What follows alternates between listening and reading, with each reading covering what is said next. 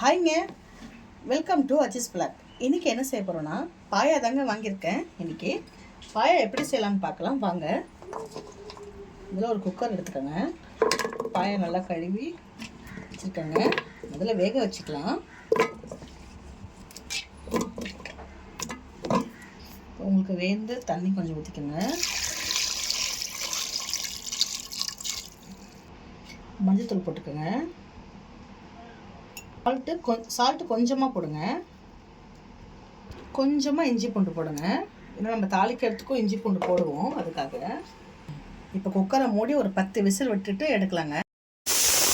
எனக்கு தேங்காய், சோம்பு, முந்திரி, கசகசா, பச்சை மிளகா இதாங்க காரத்துக்கு. நம்ம கலருக்கு மட்டும் கொஞ்சம் மிளகாத்தூள் சேர்த்துக்கலாம். இதெல்லாம் நம்ம பேஸ்ட்டாக அரைச்சிட்டு வந்துக்கலாங்க.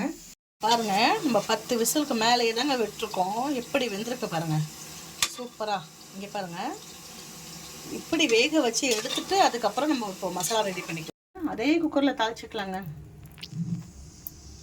போதும். லவங்கம், பட்டை, ஏலக்காய் எடுத்துக்கோங்க. இப்போ இது போட்டுக்கலாம். எண்ணெய் சூடாகிடுச்சு. வெங்காயம் போட்டுக்கலாங்க.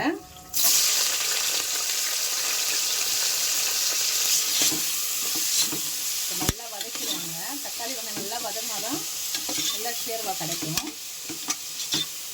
நல்லா வதக்கிக்கலாம். இஞ்சி பூண்டு பேஸ்ட்டு போட்டுக்கலாங்க. இஞ்சி பூண்டு பேஸ்ட்டு போட்டு நல்லா வதக்கிக்கலாங்க.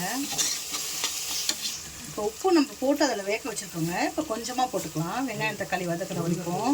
இப்போ தக்காளி போட்டுக்கலாங்க. தக்காளி போட்டு நல்லா வதக்கிக்கலாம். லைட்டாக கொஞ்சம் மஞ்சத்தூள் போட்டுக்கலாங்க. கொஞ்சமாக கலருக்கு மிளகாத்தூள் போட்டுக்கலாம். 1/4 ஸ்பூன் தனியாத்தூள் போட்டுக்கலாம்.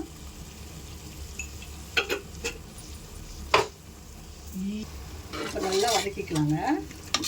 பாருங்கள், இப்போ நல்லா இது வேக வச்சுருக்கோங்க பாயா. இப்போ போட்டுக்கலாம். தண்ணியோடு போட்டுக்கோங்க. இப்போ இதை அரைச்சி வச்ச பேஸ்ட்டு கூட போட்டுக்கலாங்க. இப்போ அந்த பேஸ்ட்டு போட்டோம். இப்போ தண்ணி ஊற்றிக்கலாங்க. உங்களுக்கு எவ்வளோ தண்ணி வேணுமோ அவ்வளோ ஊற்றிக்கோங்க. ஊற்றி சும்மா ஒரே ஒரு விசில் விடுங்க. இப்போ போதும். நல்ல மசாலா குக் ஆகிறதுக்கு மட்டும்தான். கொஞ்சம் கொத்தமல்லி, புதினா வச்சுருக்கேங்க, போட்டுக்கலாம். இப்போ க்ளோஸ் பண்ணிக்கலாங்க. முடிஞ்சிருச்சுங்க. பாருங்கள் பாயா எப்படி வெந்திருக்குன்னு. கொஞ்சம் கட்டியாக தாங்க வச்சுருக்கேன். எப்படி இருக்க பாருங்கள். நெய் சோறு, புதினா சட்னி, பாயா. இது உங்கள் வீட்டில் கண்டிப்பாக ட்ரை பண்ணுங்கள். ரொம்ப நல்லாயிருக்கும். பாய்ங்க.